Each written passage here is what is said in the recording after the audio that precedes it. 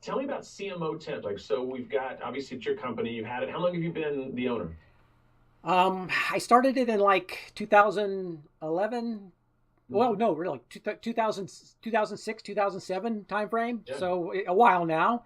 Um, yeah. and again, this is um, an extension of just, I'll call it the lifelong learning. And that's, and for your younger listeners, they'll learn that in today's world, there's not going to be anybody who's going to give you a guaranteed lifetime employment contract. Not anymore. You're not going to get a gold watch at the end of the 30 or 40 years. And in fact, what you need to get used to in your mind is that at the end of the day, we're all freelancers. I mean, you might get a W-2 instead of a W-9, but we're all freelancers, and so knowing that that this loyalty is not the way it was for our fathers or grandfathers, I decided, well, I'm just going to make this easy. I mean, if somebody wants to hire me full time in a W-2, that's great, but I'm okay if you just want to call it temporary, interim, or fractional. So the way CMO Temps works is the temps, the S is a little deceptive because actually I am the product and the service. I mean, I don't try and compete with marketing agencies. I try and use their staff or other freelancers, and I don't try and compete with placement firms. I'm not trying to place other executives. I'm the product. I'm the service, and my focus is on the B2B world. And typically, it's B2B companies looking for lead generation, and I'm going to generate that lead through this intersection of content marketing through engaging social media channels. Awesome.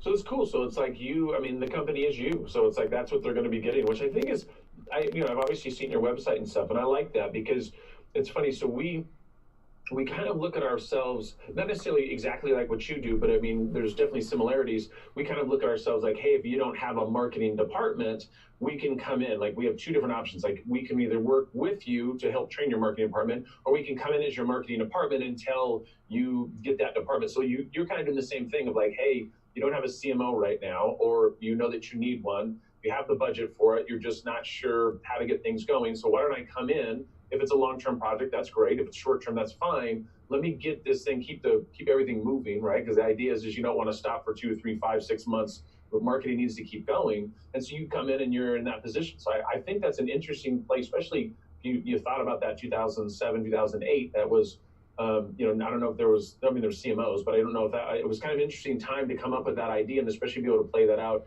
here 12 years later, which I think happens a lot. There's a lot of companies that lose that head, that position, and it's nice to be able to have somebody saying, hey, listen, he has the experience, which obviously you do. I've seen your resume. You've worked for I don't know how many Fortune 500, 1,000 companies, AT&T and some other ones, NCR, which I remember. And so I just think that's interesting that you can come in and kind of be that position, and really it's kind of not an overnight thing, but it's something where they can come in and say, hey, we need you right away, and you come in and there we go, and you figure out this what you got going, and then you're in that interim play until they find somebody, or maybe it becomes a full-time position. So that's cool. I like that.